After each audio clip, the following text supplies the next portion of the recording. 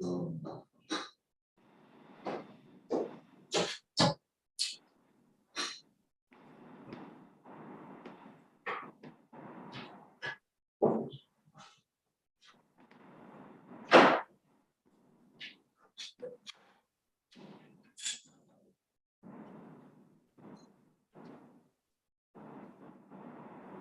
recording. Okay, this is where we're all live. So, okay, so we'll kick. Okay, so good morning, everybody, and welcome to the Farnham board on the 17th of June 2022. So I apologise for not being with you in person, Ian, can I suggest or ask, please, that if I don't see hands going up, that you kind of give me a prompt through the meeting, if that's possible. And obviously we have some online as well. This is our regular meeting to now kind of update everybody on where we're at with the various proposals. Can I also tell, I think we've got an absolute hard stop at 11:30, so if we can make sure we kind of pace the meeting so that we get through to the end of the agenda, that would be good. So first item then is minutes of the meeting from the last meeting, which the minutes have been circulated. Are those agreed? You've been happy with those? Agreed. Good, thank you.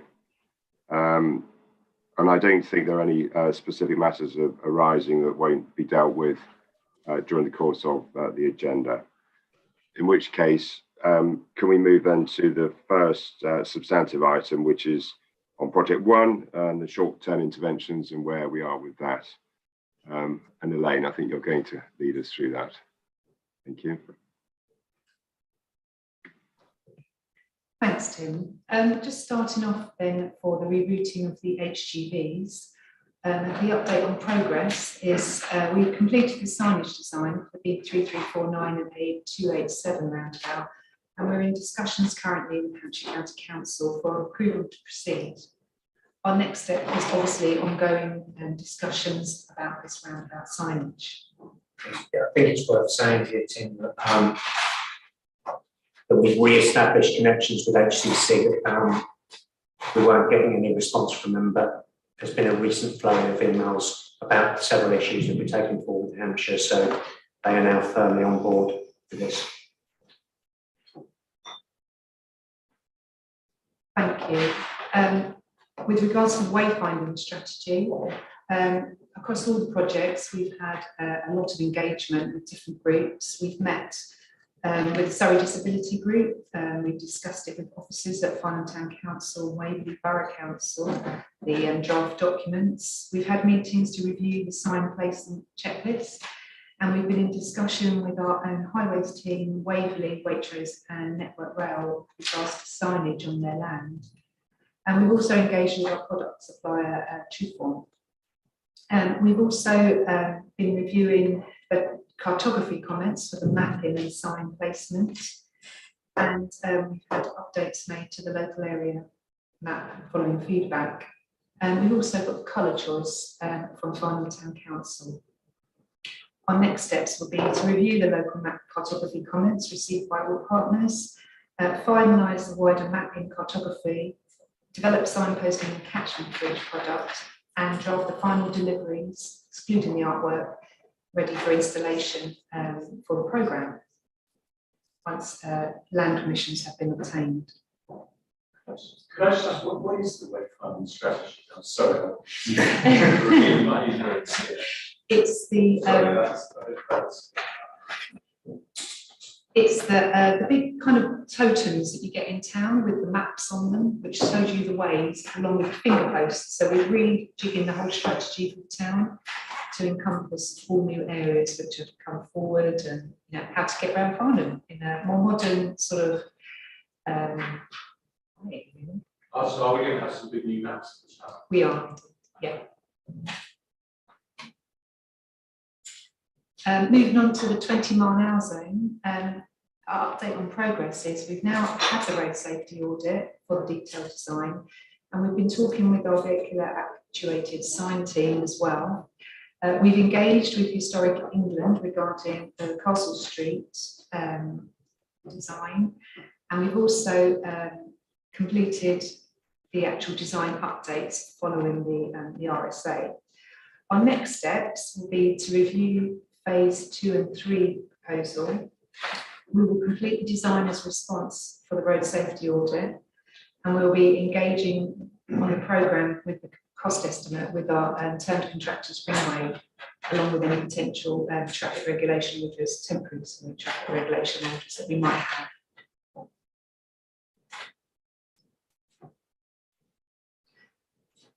With regards to medium-term interventions, we've again met multiple stakeholders, officers and members. We've also met with Friends of Farnham Park and Farnham Biodiversity Partnership. We're also talking to our legal teams on the legal status of the cycling within Farnham Park. We've developed a programme and a decision note ready for discussion on the legal options for Borelli Walk, Park and Stride, Scholars Greenway and Howell Trail routes. We've also completed a phase 1 habitat survey for Borelli Park and Stride area, and we've instructed some pedestrian and cycle surveys for Farnham Park and Borelli Walk. Some of these time critical surveys are needed, and we've instructed those for Scholars Greenway and the Howell Trail routes. We've also put together a feasibility study proposal for Atkins to look at the A325 Water Lane roundabout, which will be supported in a seal submission for the 2020 bidding round.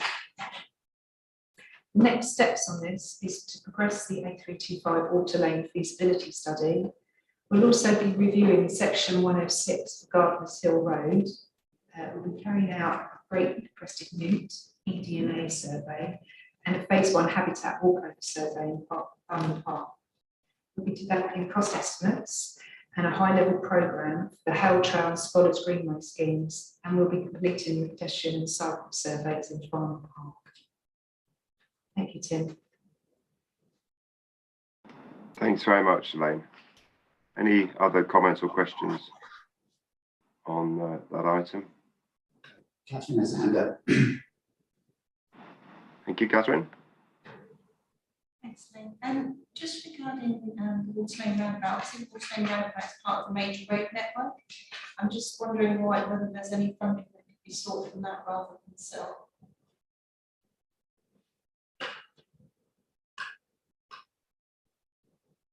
So I have to check on that. I think, Catherine, to be honest with you, I think it unlikely that it warrants the sort, because there have to be a certain amount of expenditure in terms of. If your microphone's still on. I'll have to shout.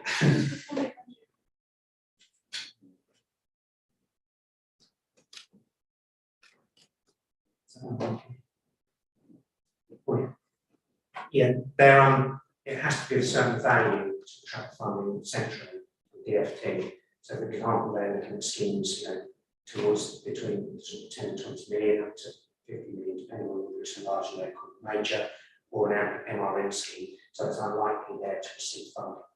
However, we have earmarked funding within SCC for this, hopefully supplemented by seal money that we're going to be in discussions with the Wave.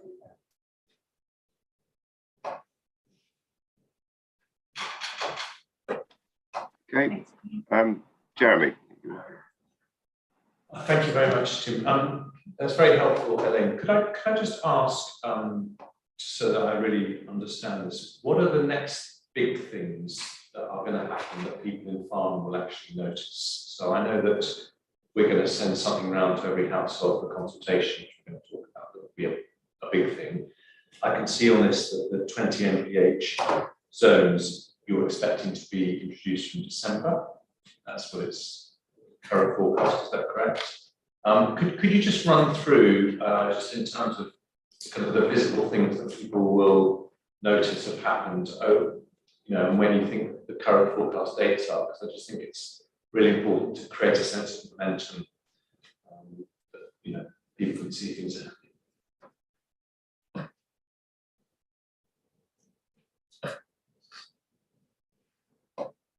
Well, obviously we've had the HGV reclassification. We've also got wayfinding.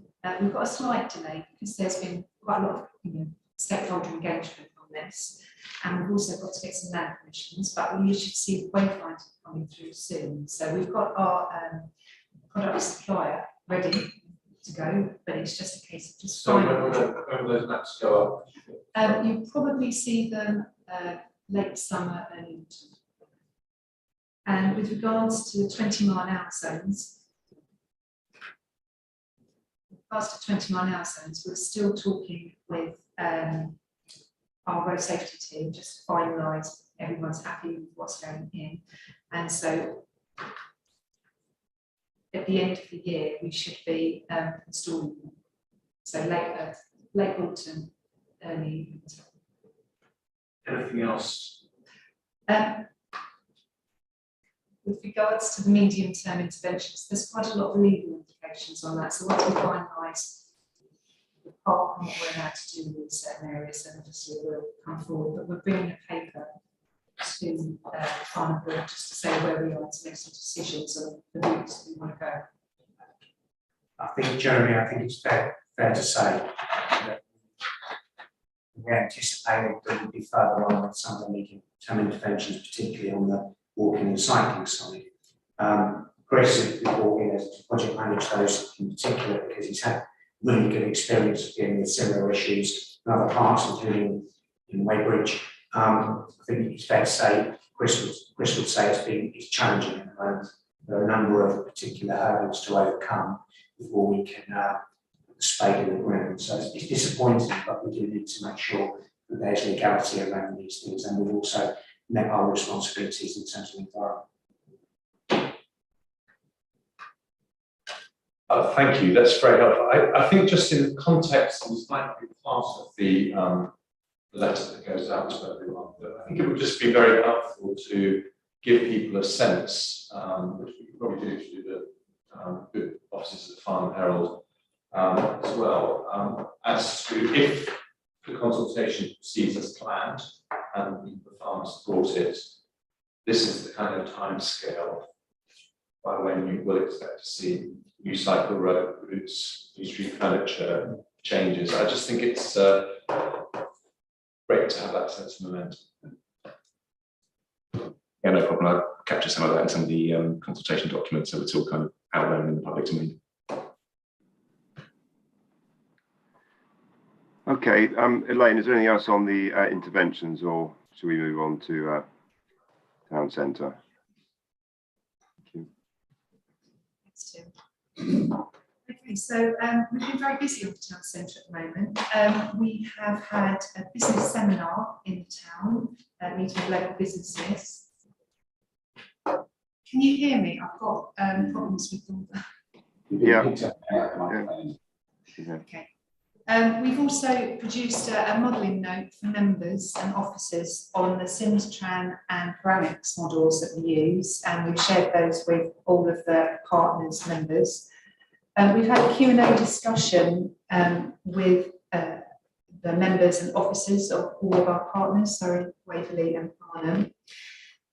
We've also had a Q&A modelling discussion with members and officers. So it's really just bringing everybody up to speed on sort of what's happening in the town. We've also had, we're looking at now visualisation. We're proposing a fly-through for kind of virtual, sorry.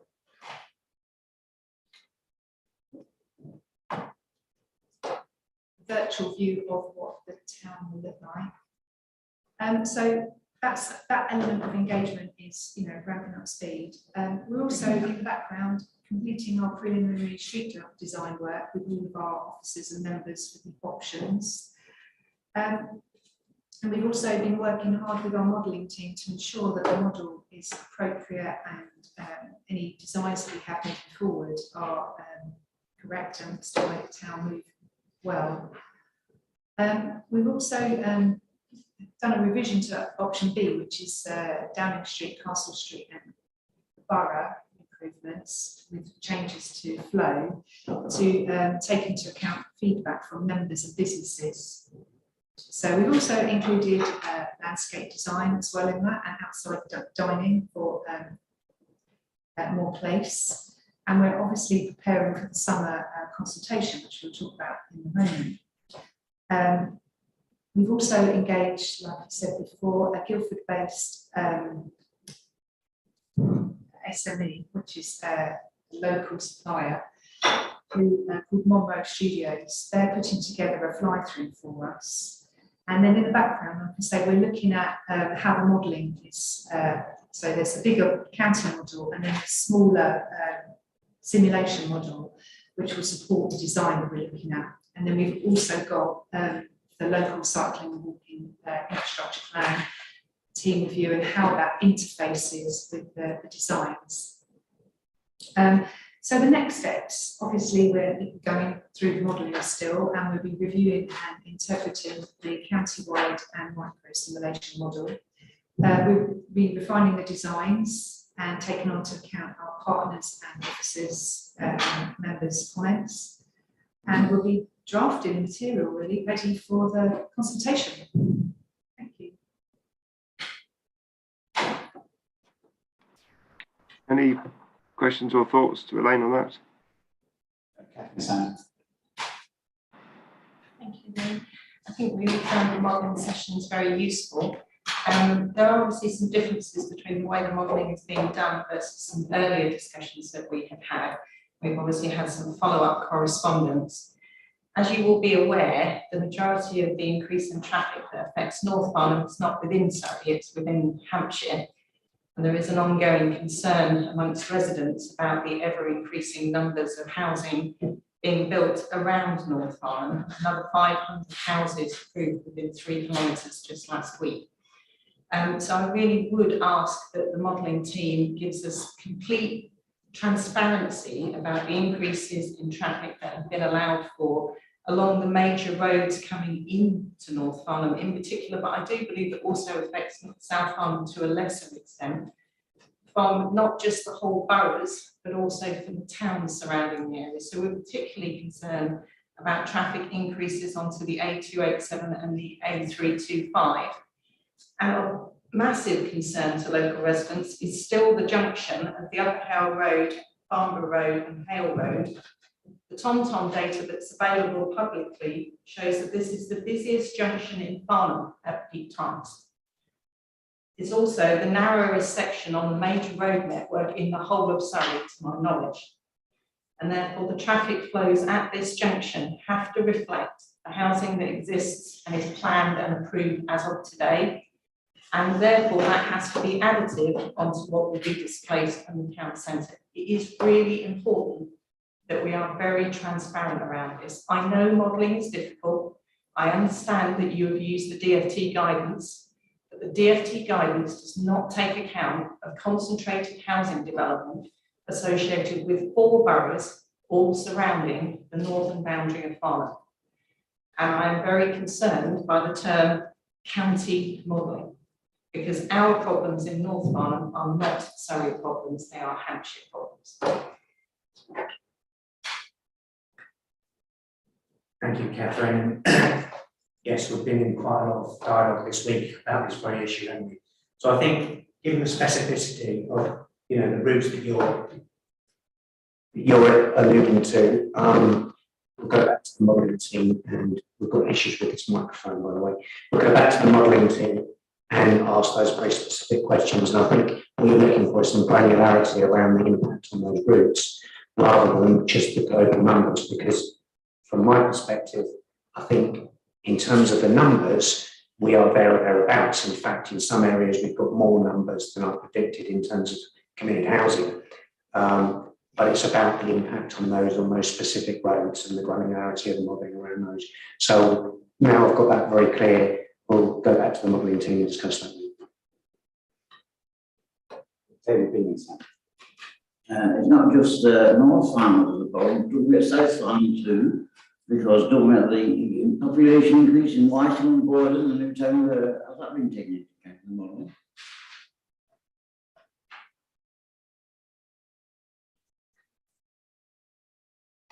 Similarly, David, the amount of modelling that's been done and the amount of volume of housing is representative.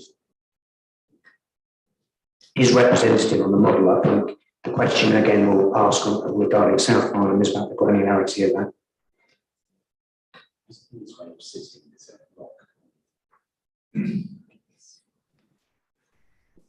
Okay, any more hands up? It's almost impossible to see from here, I'm afraid. So, David, would like to come back? Yeah, just a general comment. I mean, I hope it would be nice if we could, this is going to be a very expensive project if we're going to quality material, isn't it, for the town centre? And I would hope that the surplus that's been built up on the on-street parking charges, so it can top slides, is very commitment to presenting all of what's in that balance, piggy bank into the town centre charge improvements.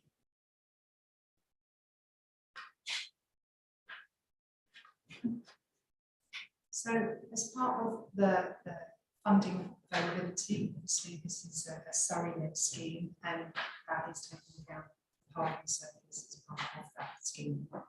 So that big bang will be able to see. But sorry. Potentially, David, yes, we've got, so Katie's been keeping a very close eye on all potential income streams of the project, and Surrey's own, apologies for that, Surrey's own contribution to the project as well, which is significant. So, yeah, we are aware of all those potential funding streams and pressing further for more as well. We're going to have discussions shortly with Ian about SIL as well as David. Catherine. Just on a separate subject, one of the things we talked about a lot in the last meeting was the fact that we would do North and South Farnham studies to provide mitigations to run along with the changes in the town centre. Can you confirm that the funding for the mitigations in the North and South will be linked with the town centre so that there's no danger that we will get the town centre improvements without appropriate mitigations to the North and South?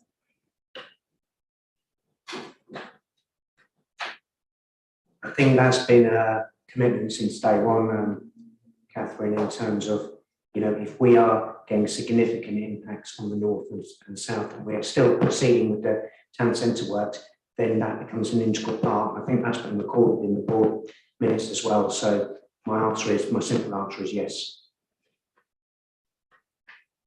It's just a question I get asked a lot, as you might imagine.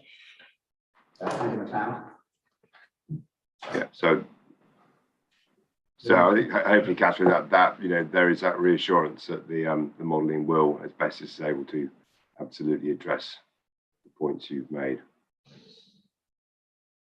Elaine, anything else for Simon on the town centre? Yeah, Andy McLeod. Andy McLeod. Andy. Thank you, Chairman. I'd just like to say, first of all, I think Catherine's got some very genuine concerns, and I'm pleased to see that the project team are going to look at and take them seriously. I wanted to say in a more general, in terms of the town centre, the council's central fund, I think there have been some very good meetings recently that held about the town centre, the business meeting, and two meetings with councillors on the possible changes of the hydration system and town centre materials and street furniture and so on. I think that's all very positive, and I think a consensus is beginning to emerge. There's been a very genuine debate over the last few months about whether we can do anything in farm. There is a small body of opinion that thinks we can do nothing at all without a Western bypass. At the other end of the scale, there's people who have been promoting, and again, they're genuine in the view that we should be going for complete pedestrianisation. In that, very much in the architects forum on the front of that. I was very pleased to see the article in the Herald recently, where the architects forum said that they now saw the middle option, the option D, as the one that they wish to support, although they have some additional requirements which will be discussed later in this meeting. So I think a consensus is beginning to emerge about the way forward, and that hopefully that will also be reflected in the public consultation when that comes forward. So I think we're making good progress despite all the genuine problems that Catherine and David have mentioned. Thank you, Chairman. Thanks, Andy. But I think, as you say, they're issues rather than problems, which I think we are, as we move forward with these schemes, will hopefully be addressed satisfactorily, to the satisfaction of our residents. So, and it is good to hear that there seems to be now a reasonable consensus behind option B. So, as you say, hopefully that will be borne out in the consultation. Catherine. So I just have one more issue, which is around the consultations. I know that you received some feedback from Farnham Town Council regarding the consultations and the desire to do additional consultations in addition to the ones that have already been planned. I think that all of the councillors would be very keen to support that. We understand that officer resources, across all 3 counties have been constrained, but I would just like to request that maybe we can, as councillors, work with them and work out how best to do that and how best to use the resources that are limited, that are available to us, to ensure that we capture the widest possible community. Andy? Thank you, Chairman. If I can just add to what Catherine was saying.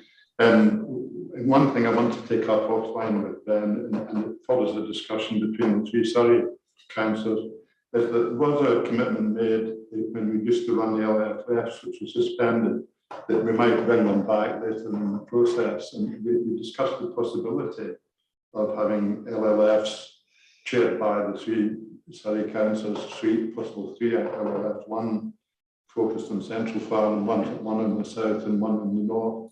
So we'd like to discuss with Ben the possibility of doing that without taking too much of the resources of the programme team or of the external consultants. We think it's something that we could do ourselves largely.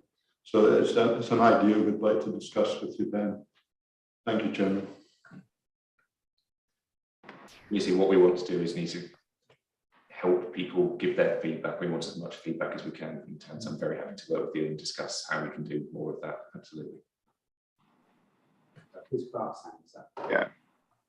Well, that it is really important that we get this consultation as far as and wide as we can, and particularly that we get a much better response from the younger generation this time, if we can at all. Okay, so we move then on to the LSWIP. Tim? Sorry? I have my hand up. Oh, apologies, Peter. Sorry. That's all right. I'm struggling a bit to see what's going on here. But I'd just like to say I fully endorse what Catherine and Andy have just said, and anything that Ben and Ian Lynch at the Town Council can do to support us will be grateful for. I think in any survey, in fact, it's not just quantity, it's quality. And I think the more we can, if you like, introduce the FIP to the people that we're consulting so that they can understand what the FIP is doing, that will lead to a much better quality of response. Thank you. Good point, Peter. Thank you. Okay, unless there's anybody else that I can't see, then Elaine, do you want to pick up item 5? Onto the local cycling and walking infrastructure plan, we've been doing extensive consultation again with members, officers, and local stakeholders on various elements. So as part of the short list, so we've developed a long list, we've now narrowed it down to the short list. So we've been working with these groups to make sure that what we're presenting is achievable, etc. We did have a Q&A session with members on the process and options as well. And we've developed draft concepts for the shortlisted options. So we've still been talking with members about the preferred options that could potentially go through to a active travel bid.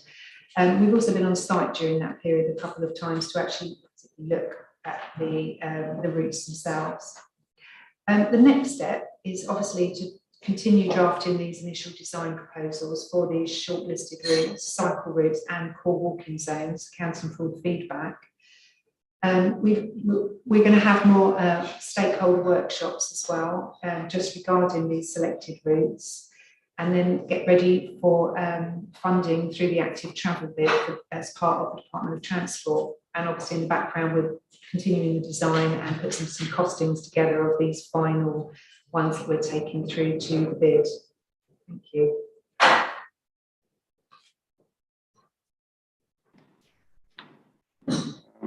Any comments, questions on that? So I can't see anybody. No. Obviously on the routes, there was a all councillor meeting held here the 6th of June, where we did come to a consensus amongst the councillors who attended that meeting, and there were a significant number from Farnham Town Council, Waverley Borough Council and Surrey County Council. I believe that has now gone through strategy and finance at Farnham as of this week, and will go through the full council. A number of the routes we've proposed alternative routes, so they are performing the same function, but they are more off-road rather than on-road based, because we think that makes a safer option for all of the participants and will increase usage. Is that something that you will be able to take into account in the next phase if it's coming up essentially from all of the council? Yeah, I'm more than happy to review feedback as well. David Beeman. Just have they going to extra work on the 6 already proposed at the farm, or are they going to do more work on those ones that we take forward to bidding? So unless there's a massive diversion I don't know about, yeah, we are looking at those 6, and obviously 3 of the medium-term interventions have already started in that process. There'll be also ones which fall within the town centre schemes anyway, so the design's ongoing with those. So the ones remaining are the ones which we will be doing the feasibility study ready for.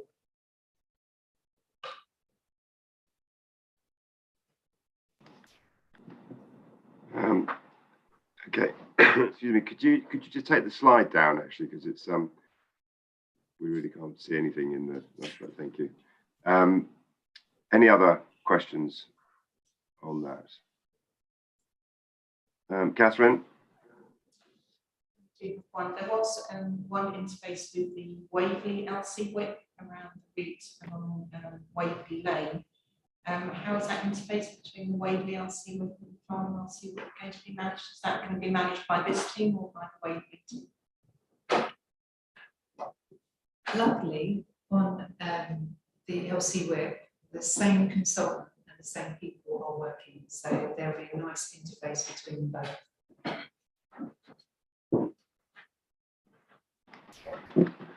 Okay. Fine, thank you.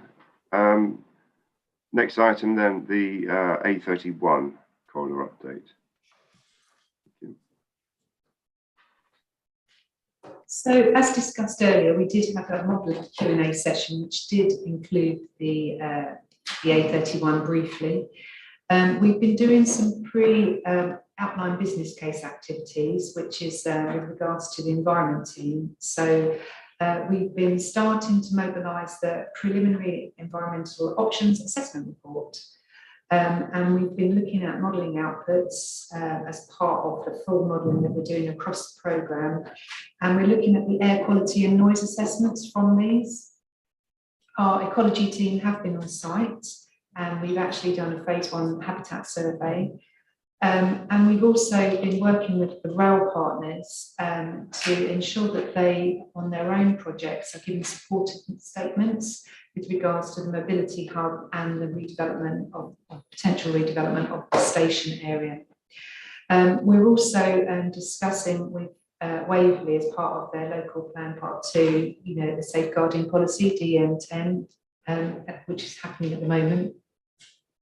The next steps, we will be including the options, very high level options at this time, just so the public can see sort of what's happening with regards to the A31.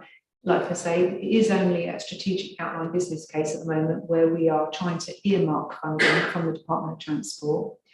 We're also reviewing the modelling requirements and develop a plan and priorities for the strategic model. And we're starting to now mobilise the environmental modelling and appraisal and carbon management plan teams to begin work on these time critical activities, because we do have pressure from DFT to have an early delivery. Also, we'll be liaising with the Rail Group and the Mobility Hub Group as well. We have heard back recently from the Department of Transport that they are completing their assessment as we speak, and they're looking to seek approval from their investment committee before providing advice to ministers and the HM Treasury. Thank you.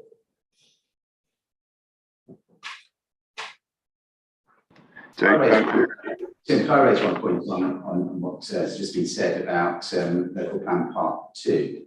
Farnham made the plan, does the site allocations. So for any discussions around new housing in the area, there should be a conversation with Farnham Town Council formally in terms of allocations, not just Waverley, because that is something that the neighbourhood planning process requires us to do.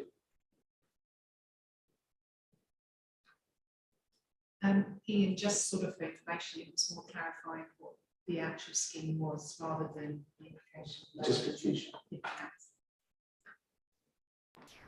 So Elaine, just on the, you say the Department of Transport is completing their assessment. Presumably that's with a recommendation to do something and then to seek funding from the Treasury.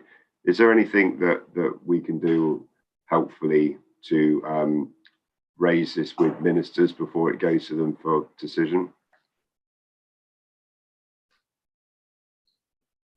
Tim, I don't think that would harm. However, we're quite progressed now with discussions with DFT.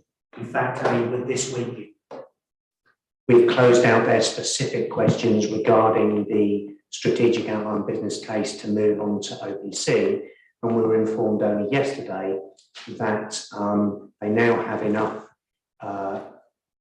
data and information in order to make a recommendation to the Minister through the Treasury. So we are very hopeful that we won't need lobbying. However, I don't think it would harm us to do that.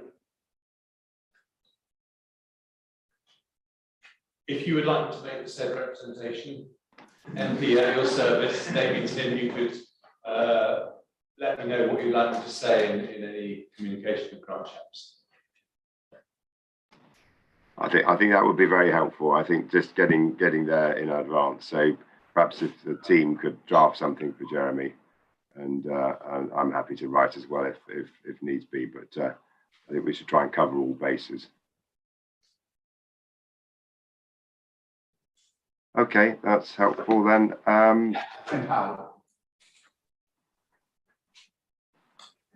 Thank you for confirming the model is ongoing.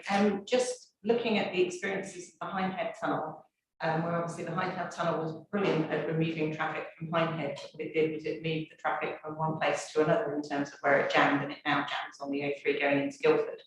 I guess I am slightly concerned that if we relieve the pressure on the Coxbridge roundabout and Hickley Corner, that we will displace more traffic onto that same junction I mentioned earlier at St John's with the Upper Hale Road, Farnham Road and Hale Road. Does the modelling look at the impact of removing a bottleneck from one place on somewhere else? Just because it was a question I was asked by a resident last week. Catherine, I think the simple answer to that is yes, because the modelling will show the effect on particular nodes within the traffic model, and that does include that particular junction. So we'll show you the impact on that junction. So we should be able to answer that question specifically.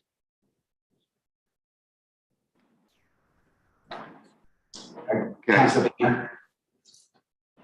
Yeah, thank you very much. I mean, I think it's important that we soon get to understand what you have in mind in strategic business more.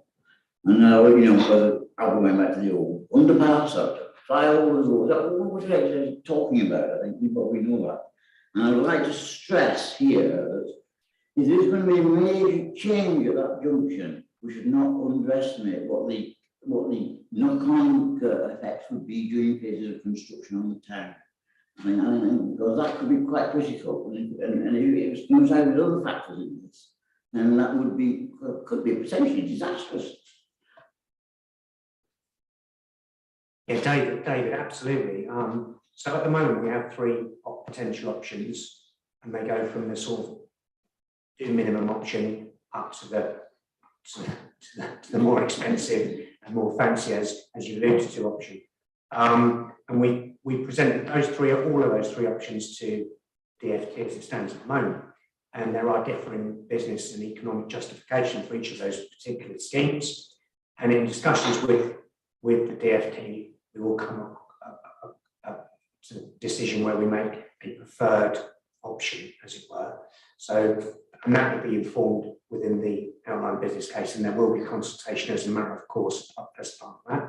In terms of the construction, absolutely, and that will be part of the overall case.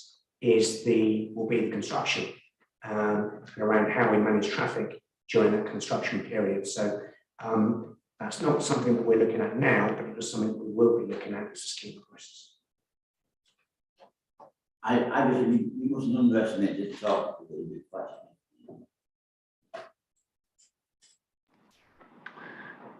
Okay, thank you.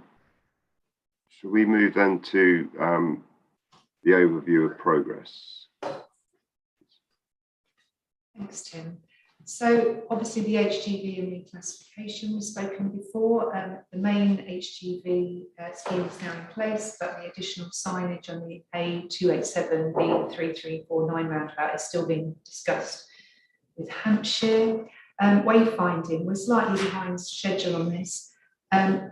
Not a criticism, but we've had obviously partner review of the mapping and their changes which have been made and discussions that have been held. And obviously we've still got to get land permissions as well on that matter. With regards to the 20-mile-an-hour zone, we're still on target for December 22. The medium-term interventions, they all 11 have their own timeframes, but the worst case is March 2023. The town centre improvements, actually the current forecast is October 2025. However, that is the LC whip as well in that. So we'll be going out, as you know, to consultation for the town centre soon. The Farnham A31 corridor is November 2027, and the Recreation bypass is July 2029, but that's paused awaiting the modelling outcomes as discussed previously. As regards to risks and issues, funding availability to deliver the potentially full programme, as I'm sure everybody's aware, escalating project costs. You know, it's a difficult economic climate with escalating inflation at the moment. So this is difficult for the team, but we'll try and manage it as best we can. The A31, they do have resourcing issues, but it looks like we're on the path to a decision now. So hopefully the project is prioritised. And on the 20-mile-an-hour, we've got a new termed contractor on board now, and they obviously have only just started.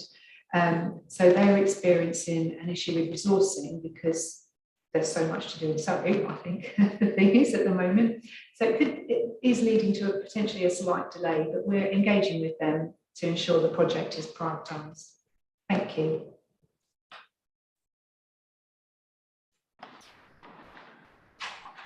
Thanks, Elaine. Any questions?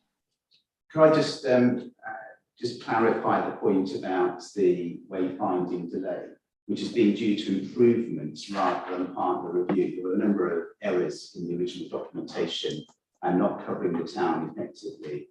And I think the summary doesn't really cover that. There's been quite a lot of work done by partners to actually make sure that the mapping is accurate and effective once it's introduced. Yeah, Ian, absolutely accepted, and we do take your comments on board, and we have made an improvement due to both yourself and Jenny's involvement in this project. So thank you very much for your input. Can I just add, the documents that went out, you know, it is an iterative process. We do have to send out draft documents to the local people to tell us the knowledge. It's not a case of we can know everything. You know the nuances you have in your town and different names. So it's a draft document, but so it's not an error. It's actually a draft document for discussion. Okay. Yeah, good progress being made. Okay, Catherine, then Andy. Just coming back to the HGVs, obviously one of the actions from the last meeting was for me to advise the top 6 of the people or companies that were continuing to flout the HGV ban, and I would like to thank Councillor Furness for writing to those organisations on our behalf and to the Herald for publishing an article on that same subject. Unfortunately, the same companies continue to flout the ban with no regard whatsoever for the impacts that that's having both on residents or our roads. I know that we are doing a lot, but I really would ask that we try to do more. And you know, I know there's a new officer coming on board next week.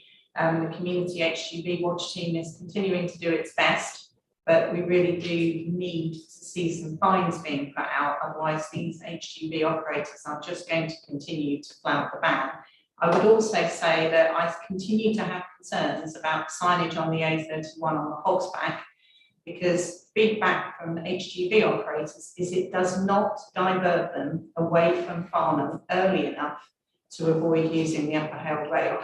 The signage to avoid HGVs using Castle Street seems to work quite well, but coming from Guildford essentially towards Farnham, the signage is still not proving to be effective. Thank you. Thanks for that. Firstly, you and I discussed and shared information with David Cohen team around Surrey Police's agreement to do a small scale intervention in terms of the HGV ban. Have you, at first, you're nodding your head, so no, that hasn't, so that's something that we will chase up on your behalf and on behalf of David and the HGV watch team. The second point is we'll take that view away in terms of the signage on the A31 and see if there's a solution that will work in that space as well. Simon, have we contacted the Road Haulage Association as well? Sometimes they're quite helpful in intervening. Yes, Tim. Matt's written to them on several occasions, and Matt's been copied in on this traffic around the HGV ban and the flouting of the HGV ban, particularly with culprits who are continuing to disobey the restrictions. Yeah, well, some targeted fines will be hopefully a way of getting that message through. Andy, did you want to come in? Yeah, thanks, Chair. I'd just like Elaine perhaps to comment a little bit more on the dates you mentioned, October 2025. Linking back to Jerry's initial point about momentum and so on, to many people that will seem quite a long way away. And I do understand, actually, similar to what the comments that David made about the 31 and Hinkley's Corner, you've got to do these things extremely carefully. They'll be changing the centre of Farnham. There will have major effects on retailers, or major effects on the population. So all has to be planned and implemented very carefully. And we haven't even fully designed the scheme yet, so we don't know what way it would phase. But if we're mentioning October 2025 in the centre, I think we need to make it clear what we mean by that. And we're talking about that date, which would be the thing being completed, or you know, but at the moment it would be very much in projection rather than you can be firm about it. But I think, you know, thinking back to that, Jeremy said, I don't know if you would agree, you have to be careful when you talk about dates like that. The public do not necessarily understand quite how complex these systems are, how long they take to put in, and how carefully you have to do it to not completely disrupt the time. Thank you, Chairman. Jeremy? I totally agree with Andy on that. I just think that, and I'm not suggesting we change those timescales, but I think there is also increased risk because of things like inflation, cost spiraling, which comes from long timescales. So all I would say is that it's possible to build into the plan, not that it's going to happen in 3 years' time, but within 3 years, we hope all of this will be complete, and as much of it, any of it that can be done earlier than that, I think we should try and do, just to avoid the risk of inflation and all the other risks that you catalogue. I think picking up kind of a historic programme, I think it might be more helpful if I split out LC Whip out of this. I know obviously LC Whip is part of the town centre, but actually construction will start in October 2024 and then complete by October 2025. So, you know, I actually think for the next Farnham board that I might split it out to make it a bit more easier so you can see, you know, all the different elements and how they sort of fit in. So I'll do that as an action for the next board just to keep it more helpful. Okay, thanks, Elaine. I think we all absolutely are behind getting on with this as quickly as we can. So yeah, really helpful to have that clarification on the different timings of the different aspects. Okay, should we then move to item 8, engagement? Ben, I think that's over to you. That's me. Thanks, Tim. Just to touch a bit on the upcoming summer consultation engagement work that plans to go live probably in about 2 weeks' time.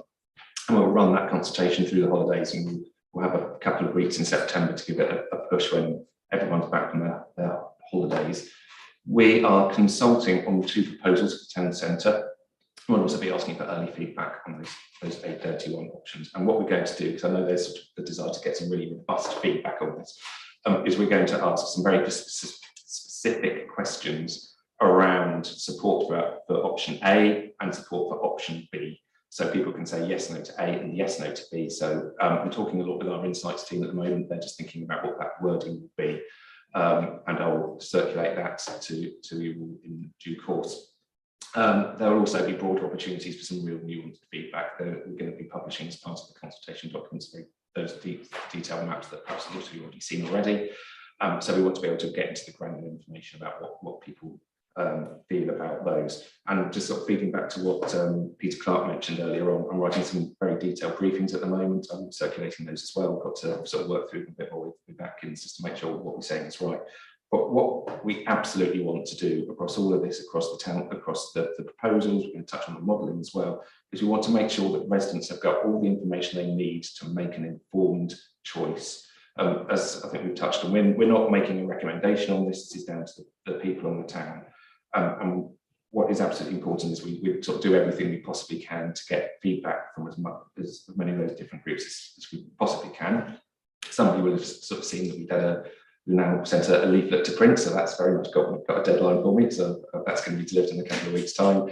And we're looking at media coverage, pay for targeted social media. That will push through to a variety of different ways. Most of it will be gathered on the Commonplace platform, but again, thanks to the Town Council, they'll facilitate making sure that paper copies are available. We've got exhibitions for the first time. The first 2 consultations we did, so for the Vision and the OIP, were both done during the pandemic, so we've never been out and done this face-to-face engagement before, so we're doing it for the first time, and I very much heard the feedback from councillors about what we can do beyond those 4 exhibition slots. And Elaine also alluded earlier on to the 3D model and visualisations. We're just narrowing this down now. The County Council got some funding from the Department of Levelling Up for a project which is about improving engagement in the planning process. And I made various representations to them and argued the case that Farnham would be a perfect example of this, and we've been able to get it. And I'm very hopeful that I think this will do a lot in the young person space, because we should be, within the consultation period, having virtual reality roadshows, so goggles and things, and people will be able to go into this environment, this digital environment, and explore what the town centre is like. They said you should be able to explore it on different using different modes of transport. They shouldn't have said the word jetpack because that got me excited because you can literally fly through. So that should be going on, and I think that's really exciting. We've never done anything like that in Surrey before, so once again, it's Farnham leading the way. There's an awful lot to do. There's an awful lot we need to get over the line. But we really are working really hard to make sure that we're getting out there and doing as much as we can. Then the next slide just has the dates where those 4 exhibitions will be. Those are all going to be those are all publicised in the leaflet that will be going up in a couple of weeks' time. And obviously, as I mentioned before, we'll be looking at how else we can do that. And I'm happy to discuss with members about how we can support them too. So that's all good as far as I'm concerned. But happy to answer any questions. Yeah, Jeremy. Thanks very much. That's fantastic news. I do think in terms of momentum, to go back to Andy's point, having a public consultation starting is liftoff, and it's very important. My only question, and this may not be a welcome question because there's cost associated with it, but personally, I think it's excellent that we're actually asking people to express an opinion. I think as politicians, we want to be able to say that a majority of people in Farnham have voted for this. I'm personally confident they will. That's got strong consensus behind it.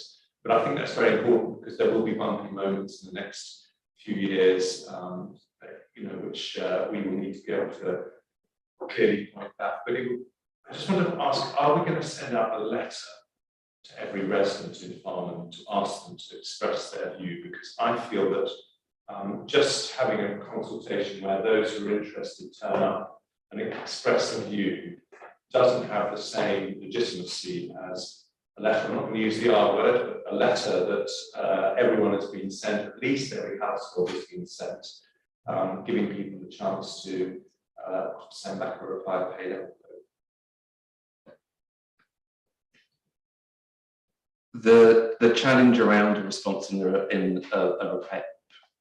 a prepaid envelope is quite logistical. I mean, it's not part of the plan at this moment in time. The leaflet is designed to sort of do that, and it highlights all the different ways of which people respond. One of the benefits, I think, of having this long consultation period, we're going to have a particular push in July, and probably dial things back over some holidays before the push, before like a final push in September.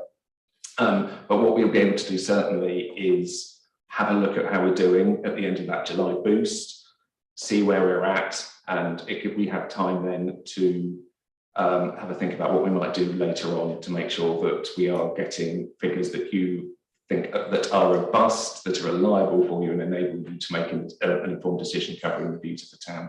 So we'll keep it under constant review, and we have time to react and do things differently if we need to. Tim, can I just ask, would you be open to doing a postal consultation? Because I just feel that is quite an important thing, and it just makes it different. I think we'll get a much broader response if there's been a letter sent to everyone. I do appreciate the cost. Well, I can't see any objection in principle. I mean, we do regularly send information leaflets, hard copy leaflets to residents. I mean, we'll just need to work through the logistics of that and kind of what the cohort of people is that we would write to. So presumably that's all those on the electoral register for Farnham North, Central and South, but perhaps the local councillors can have a think about that. I mean, Elaine, can you see any particular issue with doing that? Tim, just for comfort, and Jeremy, the leaflet will actually have everything about it, about the exhibition, where it is, etc. All the different ways that you can go there, but whether it's social media or a QR code or a web page, there's other ways. Commonplace, our own actual. So there is quite a few avenues, and we would at the exhibition offer out the opportunity of a self-addressed envelope and send it out to people if they can't do that method. There'll also be the opportunity to see, hopefully, which was discussed earlier, we can use members to actually take the road show out as well. So we're trying our best to hit everybody. So, sorry, Jeremy, just to manage expectations.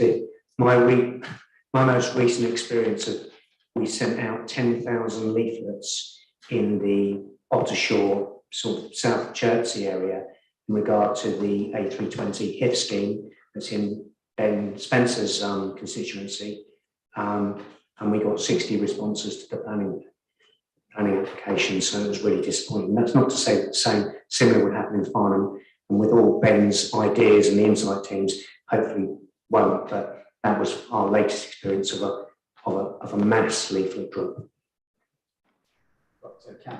I think that's a slightly different example, Simon. I mean, I'd like to think that the reason there was limited responses is because all of the, been a lot of work behind the scenes in terms of getting the scheme to to a satisfactory place. But I mean, I think, the end of the day, I mean, we do need to use all methods of engaging with residents. So, this is a hugely important piece of work, and we do, as Jeremy says, we really do need to get as much support.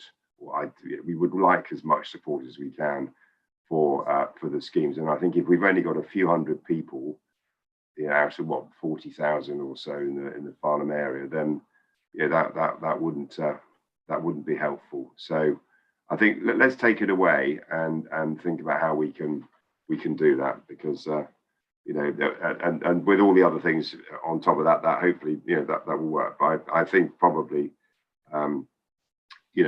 we at least if we have sent a letter to every resident and with all the other things, then it's difficult to see what more we could do, and that's that will be important, I think, to persuade people going forward that there has been a full and proper consultation.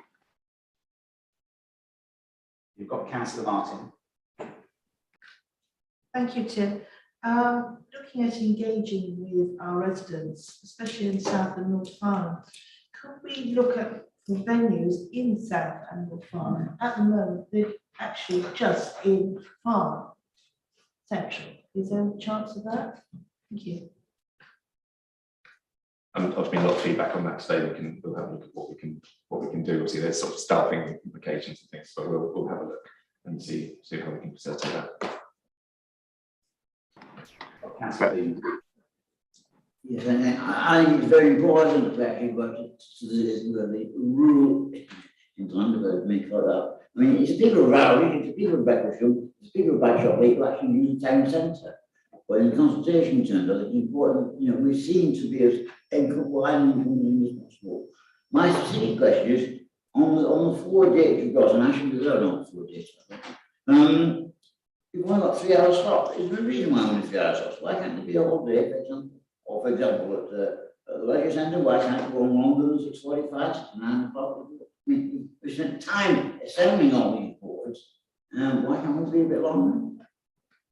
The leisure centre one in particular was we could squeeze in, and they've got five-a-side 15 minutes after that. It's a combination of trying to sort of thinking about staff time, but also just trying to pick different time slots to reach as many people as we possibly can. So we've got the Saturday slot. There, you see the Tuesday we've gone for the morning. Wednesday you kind of gone for sort of lunchtime, afternoon, and then the Thursday is kind of an evening time. So we're actually just, rather than doing lots of full days, which may have ebbs and flows, we're trying to make sure we're out and about at as many different times to reach people as we possibly can, and reach those different groups who might want to come around their other commitments. So that was the thinking. Can I just add that there are a couple of big events in the town as well, like Hail Carnival, the main carnival, that's before we're starting the time for consultation. There's time to get something in vantage points, which go the August edition of that. And obviously, if we can help at all in a household distribution, then the town council would obviously look to be as supportive as we can.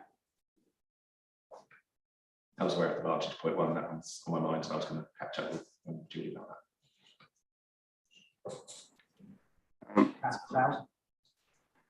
Thank you. I'd just like to say something about Jeremy's point. Actually, I think Jeremy made a valid point that we always see so many leaflets through the door that can, by many people, easily be thrown away.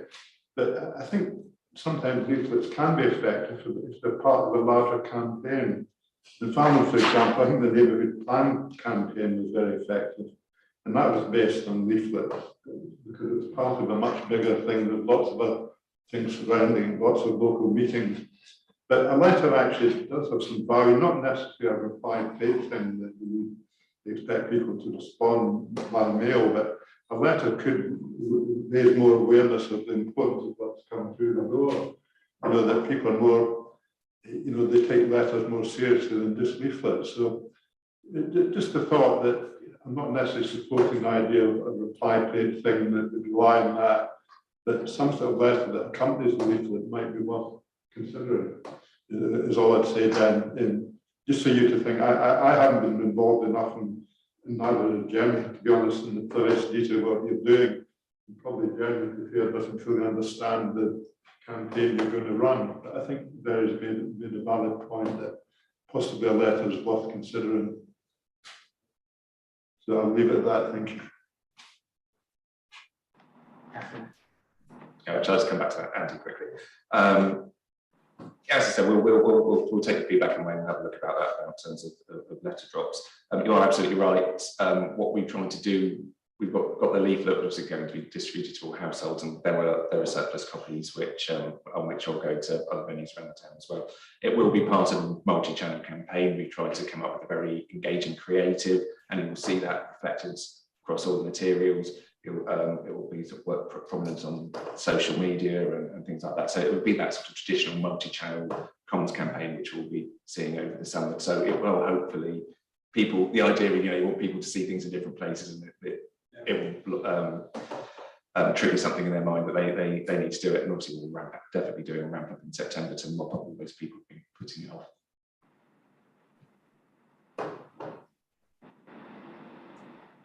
Just on one other point, obviously Farnham's a market town, so it's actually not just about people who live in north, south and central Farnham.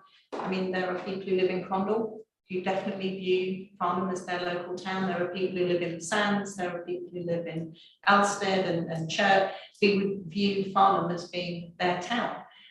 So I do think that the consultation, you know, you and I have obviously had some discussions, Ben, and I think that collecting people's postcodes so that we can see where the responses have come from, the distribution of the responses in terms of the support for the various schemes is really important to us, because I think that that will help inform our decision. But I do think that we need to be very aware of the fact that it is not just the people who live within the boundaries of Farnham who will be affected by this. And, you know, there are no bus routes from a lot of those villages. They are very dependent on the hopper bus, as an example. So I think that we do need to, you know, take the full population into account. Thanks, Ben. We've always been clear that previously, and I'll make sure it's prominent this time, that this isn't just a consultation of people in Farnham, it's people who come through, travel in, just visit. We can't do everything to everyone at all times, but we will do some sort of media relations. I was talking to the Herald earlier on. I'll be trying to sell some stuff into BBC Surrey, for example. But there's all kinds of very clever things that I don't fully understand, but you can do with Facebook. And you can put on, for example, and I know not everyone's online either, but you can set up so that if somebody travels through an area, even if they're just traveling through, that they can get a ping up on from Facebook or on Instagram and things like that. So we'll be looking at trying to do that as well, particularly to got, if people travel through on the A31, we may well want to be sharing some views on that, for example. It's clever, I don't understand, but it's good. Okay, Ben, but just to kind of just reinforce one, as we know, there are 200,000 people in the county out of 1.2 million that are digitally excluded. So we really must make sure that we get to those people, because I'm afraid under your Facebook stuff and any of that will get anywhere near them. It's one thing we found effective in the neighbourhood plan was sending a letter home with children from schools. Obviously you can, it's in the timescale to get an end of term letter out, and that would actually be extra facts on top of what you're doing already. Yeah. in previous ones, we tried to encourage schools to share out messages, which they're very busy. Hopefully it might be a bit easier now as the pandemic isn't as prominent in our lives, but I'll work on that one as well. Yeah. Okay, and Ben, just to confirm, I assume that the consultation document and let's say the covering letter, you'll circulate to the board for their views. Absolutely. As soon as I can get these things out to you, I will get them out so you've got a chance to have a proper look. Okay. Okay. Anything else on that then? Otherwise, I think we're on to questions and discussion. There were a series of questions there. Do we need to read those out and the answers, or are those available to the public? And we haven't had any questions submitted, Tim. Okay, so the ones about flush pavements and Upper Hartlink Road, where did all of those? Sorry, I thought you just meant, no, we've got the papers which were on the ModGov webpage, so they are public. So I didn't hear that, Elaine. Sorry, the papers which are submitted, which is, can't really see, but the Upper Hartlink and the flush pavements are on the ModGov webpage. Right. Okay. Did you want to? The question is, do you want to pick up anything on those points, or not? Are we happy that those have been dealt with? I can quickly run through what the papers are and if there's any questions relating to them, if it helps. Okay. Okay, with regards to the Upper Hartlink, there was a suggestion made from stakeholder engagement to consider a route from Castle Street to the Upper Hart car park and a possible solution for vehicular traffic travelling north to south through Farnham if the Castle Street was to be pedestrianised. So we considered two of the routes. So the yellow is only a route for access to the car park, and then the red would be a route the whole way through town, avoiding Castle Street. We reviewed the positives and negatives. Positives, obviously, were it did give access to the car park if it was pedestrianised, and it would support the pedestrianisation transition if not. Also, the negatives of it was the proximity to residential care homes, etc. There's an impact on noise and air quality. There will be a negative impact on landscape and historic area. Biodiversity, because obviously it's going through a semi-rural section of land. If it went through the car park as the red route, it would be given a loss of parking up to 100 vehicles for the town. It will cause delay to the delivery of the town centre scheme. It doesn't meet the optimised infrastructure plan objectives, and it would cost approximately 8.1 million, to which we have no funding for. Thank you.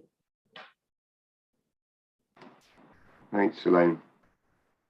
Okay, well, I think that's reasonably clear as in terms of our approach to that.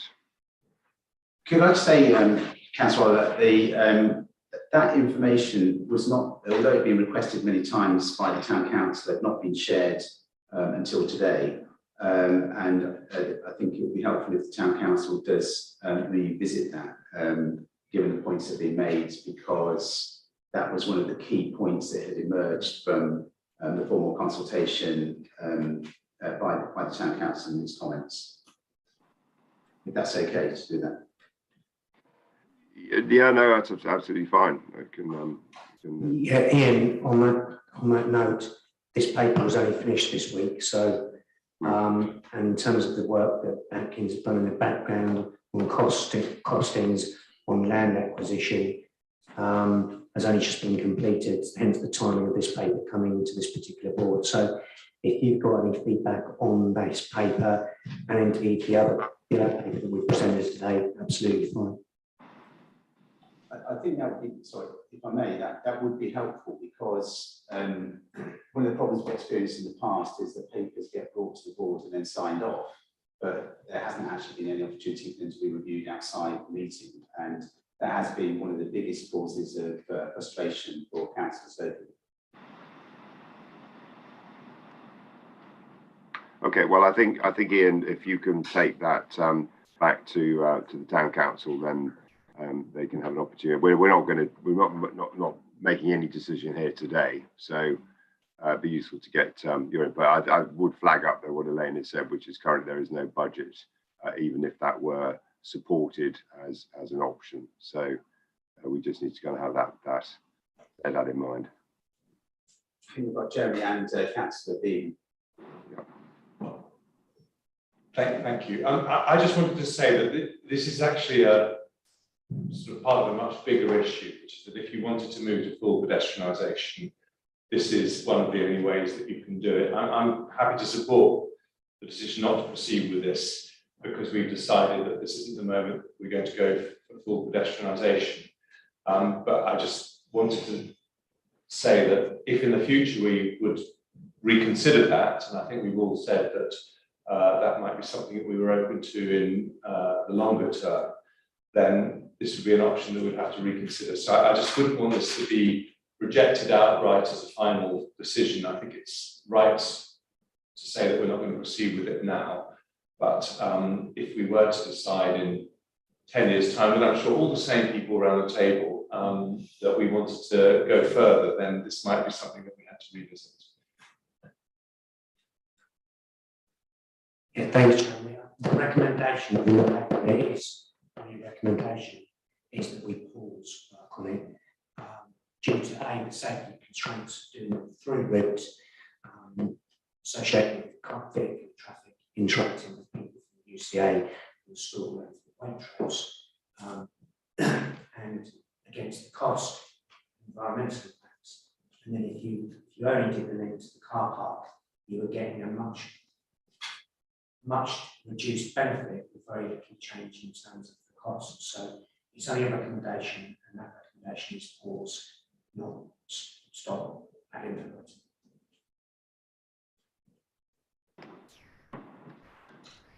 Okay. Just a quick question. 8.1 million, is that just the car park or is that the whole? No, I mean, just. So that's the whole route, but obviously a lot of the cost will be as part of our upholstery purchase, because there's significant land within there, and obviously, as we'll find where you've got an uplift in your residential and Farnham values at the moment. So it's an expensive route. Construction cost, I can't remember off the top of my head, but it's particularly land and legal costs which have to go with the upholstery purchase. The sound quality is struggling a bit here. I'm certainly struggling. Anyway, Catherine? I just wanted to clarify that this route does not support full pedestrianisation. It only supports pedestrianisation of Castle Street. It does not resolve the north-south route through the town, because the A287 would still be travelling along down the street. It would only allow you to pedestrianise Castle Street, just to be very clear about what it would and would not facilitate. And also the fact that that route runs past the main entrance to UCA.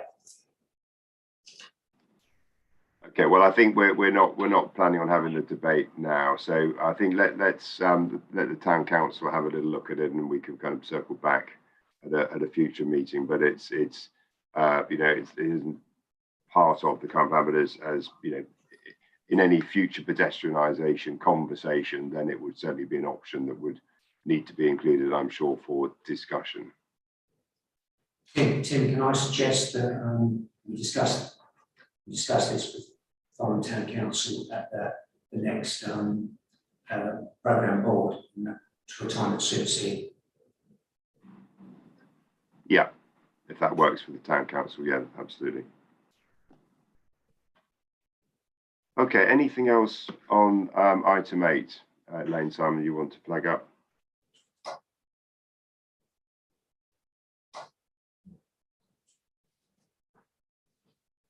Can't see any hands. See if you could take the slide down again, please.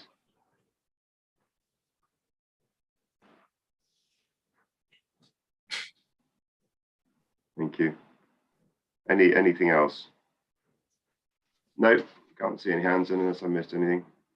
In which case, I think we're on to item 9, any other business? I haven't had notice of anything. Is there anything anybody wants to raise whilst we're here? Tim, there is a couple of other ones. There's flush pavement. Well, that was my point. If there were any things else, could you deal with them then, please?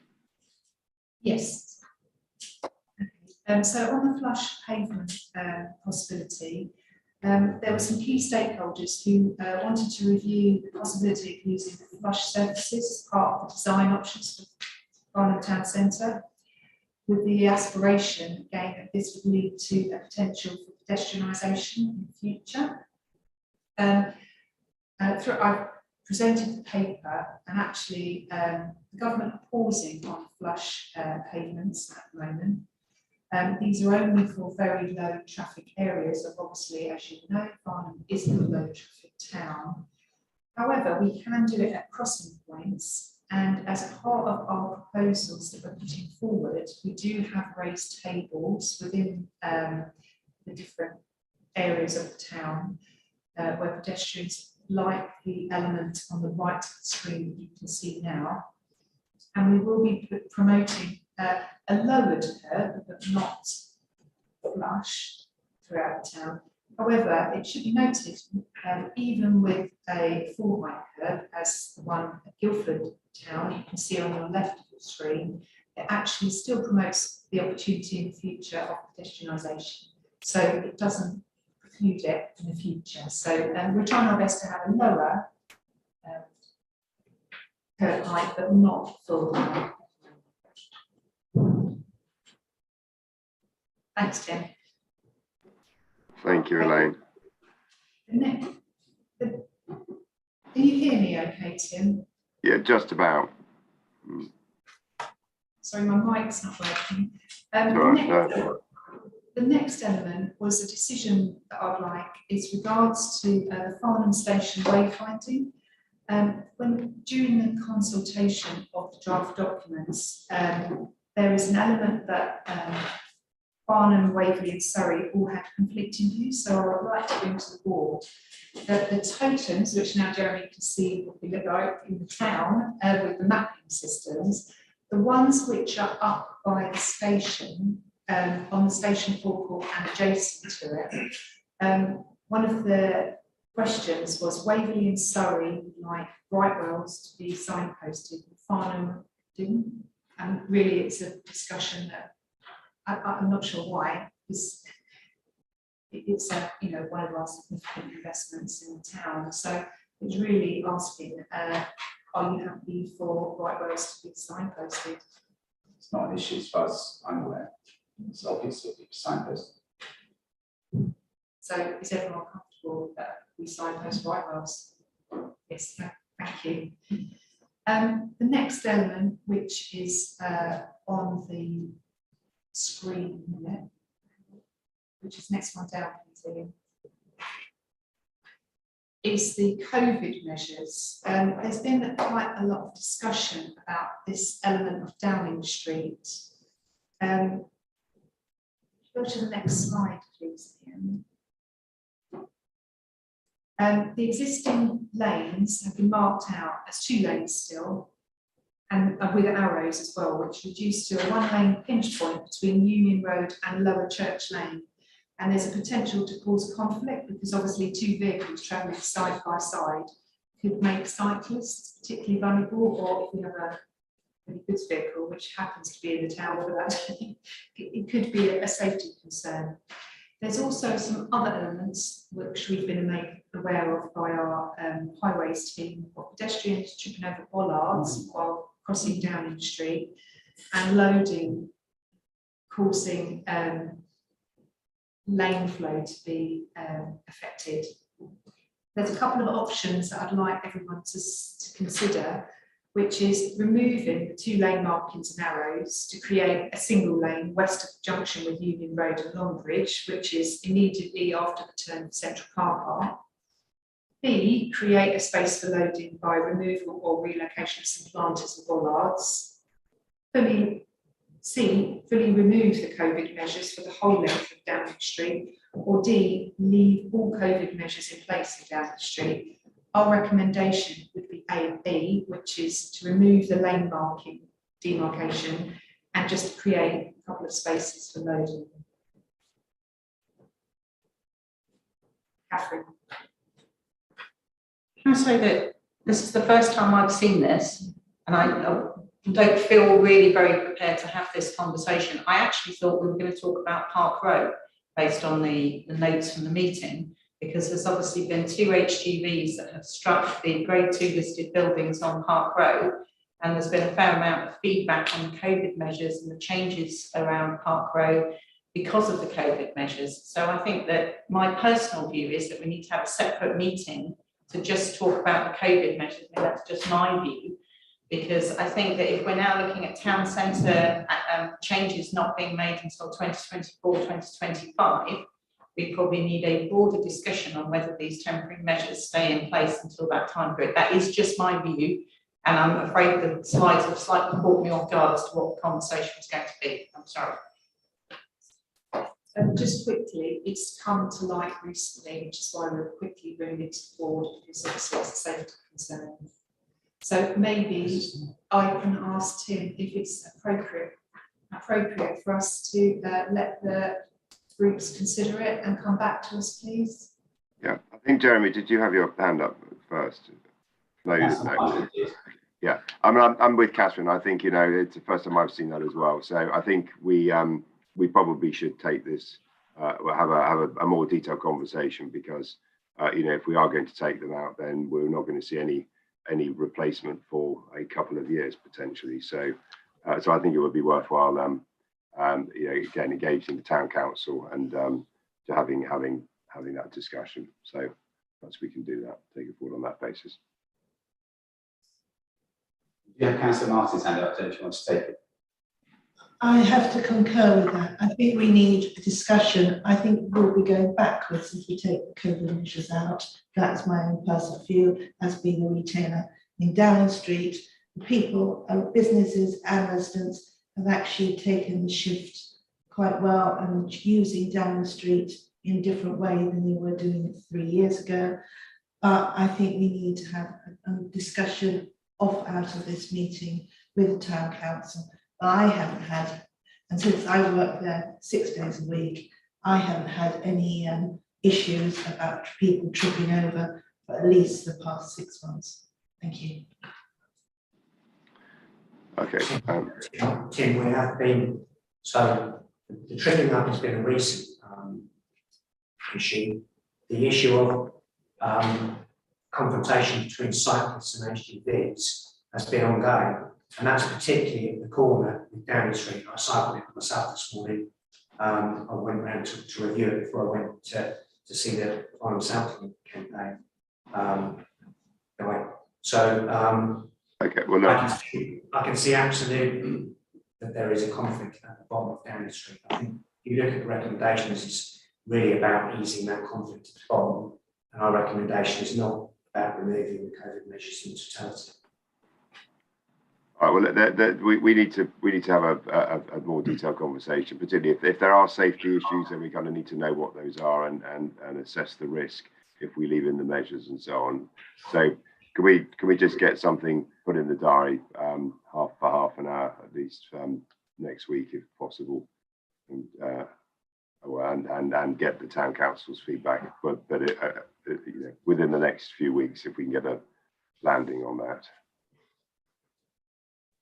Okay, Elaine, Simon, anything else that you want to? I'm conscious we're now at 11:31. And did anybody have any other business you wanted to raise? If not, then thank you very much. The next date for this board to meet is the 30th of September 2022, but it will pick up some of the there'll be lots of activity in between times, and particularly hopefully by then we'll have a little bit of feedback on the consultation. But thank you all very much. I mean, I think we are making progress. I think that is evident, and it will be really interesting to see what the residents have to say about about these proposals. And let's hope we get, say, a good level of response and a good level of support. Thank you. Thank you.